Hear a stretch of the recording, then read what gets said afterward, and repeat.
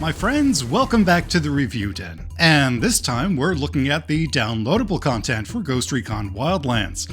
As with the retrospective, we'll cover the content and ask if it's all worth it.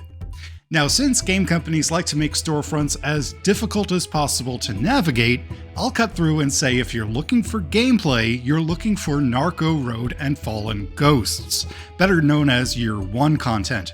Everything else is cosmetics. If you're a massive PvP fan, then hey, more power to you, but I'll just be looking at the campaign content. First up is Narco Road.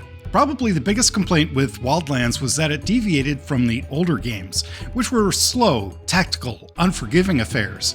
So the developers responded by giving the players extreme sports, energy drinks, and rap music.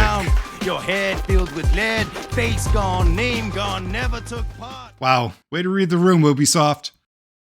Yeah, either the team was dipping into their own product, or they watched that one scene from Clear and Present Danger and said, hey, let's base an entire story around that monster truck. Narco Road is a self-contained mini-campaign that reuses 4 sectors of western Bolivia, but reworks them with new lieutenants, story and side missions, collectibles, and challenges.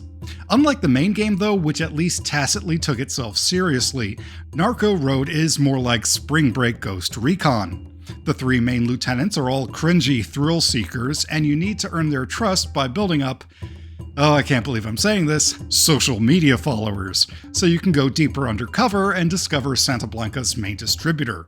However, there are only a handful of story missions to this DLC. No, most of your time will be spent completing driving challenges, which is an odd choice. The best parts of vanilla Wildlands were the assaults on enemy compounds.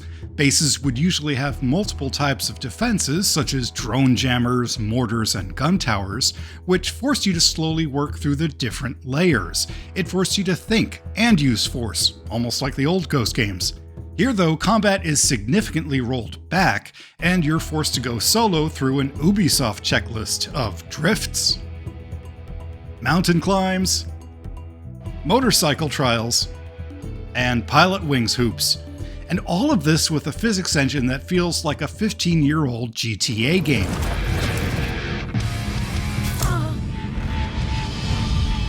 Now, there is some combat and treasure hunting to be found, but mostly you'll be blasting through the wastelands in nitrous-powered off-roaders or crop dusting in stunt planes. The thing is, I don't mind a series going more mainstream. For every Wildlands or Rainbow Six Siege, there's a ground branch, or Ready or Not. But this DLC is just so silly, even I can't get behind it. Yes, that is what I'm talking about. Yes, that is what I'm talking about. Noise and danger and destruction.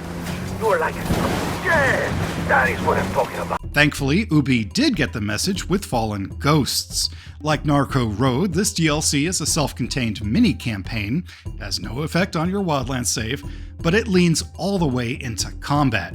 Here you'll face off against the Los Extrañeros mercenaries who operate as even more technologically buffed elites. They sport personal jammers, Juggernaut-style armor, active cloak for some cool Predator-style moments, and operate with that GTA-style police meter, same as the Federales. Thankfully, your team, yes, your teammates are back, thank you, has a few unlockable upgrades to even the odds in the form of new drone abilities and some health buffs. Fallen Ghosts takes place in 3 eastern sectors of the map, but features far more story and combat-style missions rather than any fluff. Even the weather itself has been adjusted to skew towards constant storms and poor visibility. You'll work with an intelligence operative to extract the final allied assets from Bolivia, and the overall tone here is thankfully far more serious than Narco Road. The only complaint I could see some players having is this is still a tech-heavy campaign. You begin the story with minimal support and equipment, but the game soon returns all your gadgets, so don't expect a purist experience. This is still Wildlands, just with tougher enemies. In fact, it's actually kind of funny. After players complained about the added tech in the last game, Future Soldier, Ubisoft released a DLC, Raven Strike, which stripped out the gadgets for some old-school missions, and you get the feeling they almost wanted to do the same here. In the end, I think we're going to have to live with the more futuristic gameplay, especially if you look at Breakpoint. But overall, Fallen Ghosts is a nice premium challenge for hardcore players. Just be careful on consoles, controls are notoriously bad there, and you need headshots for the juggernauts. So, all in all, is the DLC worth it? Ha! Okay, being fair, the biggest problem here is that they're self-contained campaigns, and super short ones at that. Had these been added as extra sectors to the main game's map, it might have been worth it, although I'm not sure about Narco Road. But as it stands, I'd just as soon play another round of the vanilla campaign and have more fun that way.